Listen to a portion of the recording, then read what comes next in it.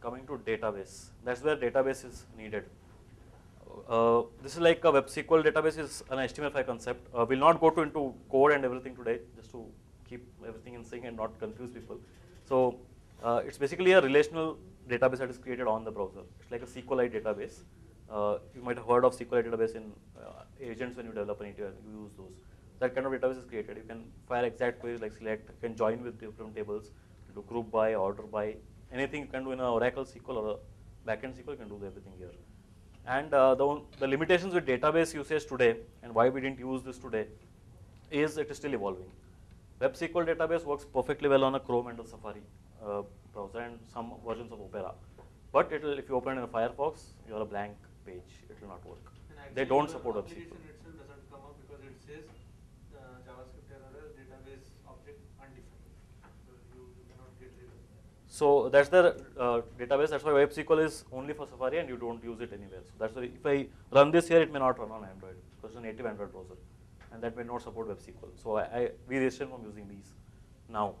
But there's another flavor of database called as indexed database, which is not the popular one for a developer, but that's what all browsers are tending towards, and may become a standard in near future. So today it's only Chrome and Firefox who have adopted it completely. Safari is planning to get it there, and other browsers also. Once that happens, I think we should use more of indexed database.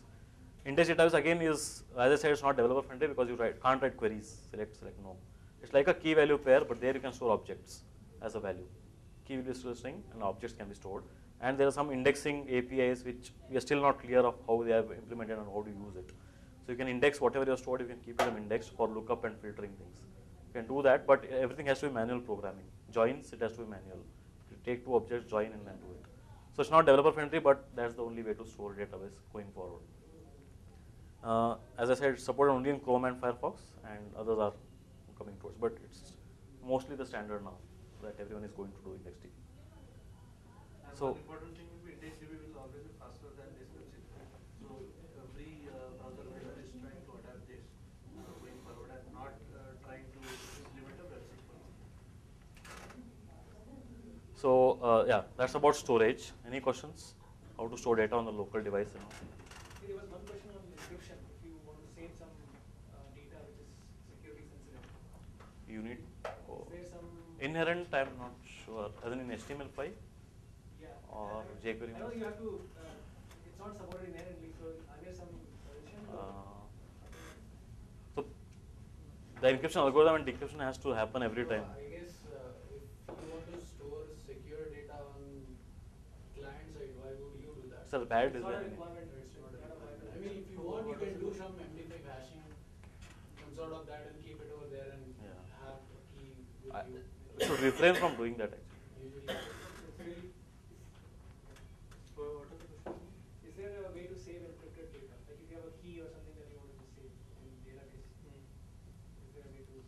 Then as MD5 and all, but you need to do it then at a server level, get it back and put it. Then what's the point of doing it in a database? You can actually save it in the DB server.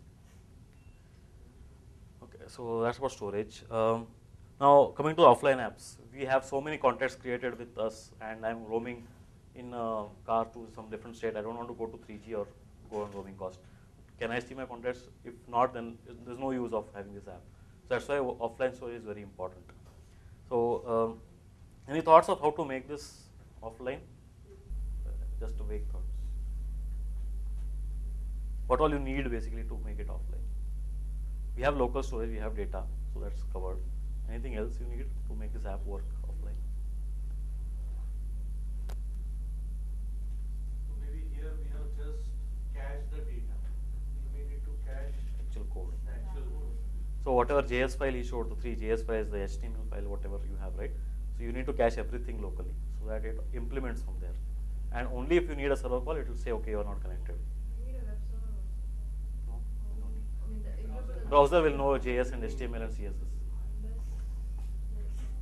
If you have a Ajax call, which is, then it will say, okay, you don't have connectivity. Other than that, you can still get it working. So how do you cache those files on the device? That's where HTML5's application cache comes into picture. So there's a concept of a manifest file. It's nothing but a plain file which you write some English there. So it's a cache manifest file. I'll show an example of that. And you'll say, okay, this HTML, whatever is used by this HTML has to be cached on the locally. That's where you mention in the HTML manifest equal to phonebook.manifest. So I'll show you a example. So browsers who understand HTML5 and this manifest, as soon as they see HTML and some manifest, they try to in background load all the files and store it in a cache, browser cache.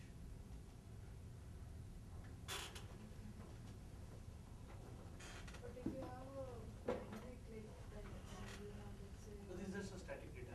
It's Yeah, not. but what if you have, in the server you have your servers and all that logic inside your image, Okay. and then you want to make it like. No, that often you cannot, because then you need to have a server or interaction with it. So that's what, like for example, FT you have seen. Most applications are deleting the data dynamically. Yeah, for let's say an example as a contact list itself. So What I will expect if I am offline, at least I should be able to view the data. So it's not all, everything works offline. You Yeah. need to categorize what has to work That's offline. you need to segregate your application. Yes, that's the design which you need to build. How you Yeah. So there could be few Ajax calls which doesn't return something, you say, okay, gracefully say, okay, there's nothing to get. Please go online to get the new data. But whatever is there, at least show that. In case of FT, looks like they don't cache images, but they do cache. No, they do cache apps. it. They do cache images. Images are cached as, in the database, there's a column called as images. It goes as a club That image. you have seen, so of the articles that you have read, they'll cache or it'll cache pretty much everything. So they use WebSQL database. They have a relational database. The images column, there's a text headlines column and all. They join it properly and then show that. So it's all WebSQL database. That's why 1.m1 MB The was. entire newspaper will be cached. What- Each and every link and everything. Yeah, whatever you access, it will cache everything. Only if you want a new data, like if you see I here, think I've seen that for new articles, if you're offline, they won't. No, you for won't new get the articles images. it won't. It won't get the images. Yeah. see now it was, this time it is downloading article because you're online. Previously it said last update was 10:39 and the refresh. The refresh means you're still going online. Now if I go offline, only this page will be cached, right? Whatever is there in this, everything is cached. Images and everything is cached. That's why it's a pretty cool app. You can cache everything. And it's So taking a lot of that's space the also. beauty. Only the pages you have seen are not cached. The whole application can get cached, and in that application, what are the files to be cached is in that particular manifest file. But then this is a problem because if there are so many applications which are keeping offline data, for me it creates a problem of performance, right? It gives a warning to you. Okay, I'm storing a lot of app. Do you want to do it? Default is 5 MB. 5 MB, and if it wants more time, it will tell you. You should increase to get more offline data. Then you do it. You take care There's of a it. max of 50 or you can 50. go beyond 50 is max. You don't show more than 50. Because if it is And going you- above 50, then And you have option to delete. So you can go and delete it.